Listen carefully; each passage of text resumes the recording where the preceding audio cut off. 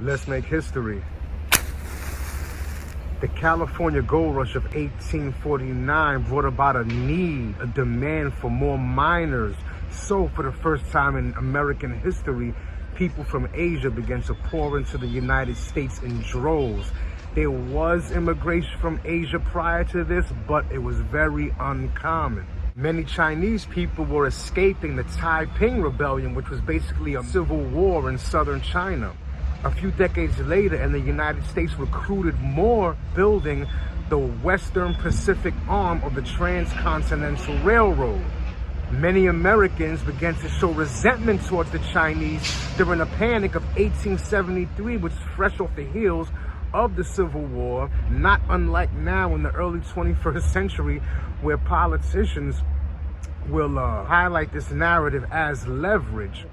You can understand how it's cutting American workers out of the equation, but you can also understand how business people would seek out cheaper alternatives. So legislation was passed to put a cap on Chinese immigration. By the 1890s, there were roughly 1,000 people in Chinatown, and Chinese restaurants began to line up along Mott Street, and thus began Americans' love affair with Chinese food. By the roaring 20s, Chinese farmers on Long Island would have fresh produce that they would ship themselves all the way to Manhattan on a daily basis.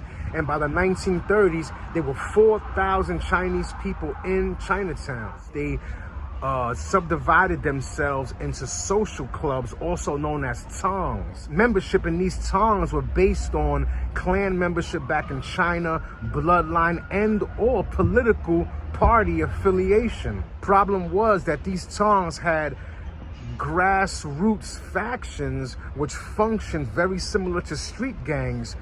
It started when they were providing loans to new immigrants, and it evolved shortly after into a full-blown black market loan sharking industry. The situation was also very similar to the Bloods and Crips, whereas these tongs initially, many of them spawned in an attempt to protect the community, the same neighborhood where 5 Points is, that was depicted in the movie with Leonardo DiCaprio, Gangs of New York. And today, in the early 21st century, there's roughly 20,000 Chinese in Chinatown, with a few thousand other Far East Asian groups.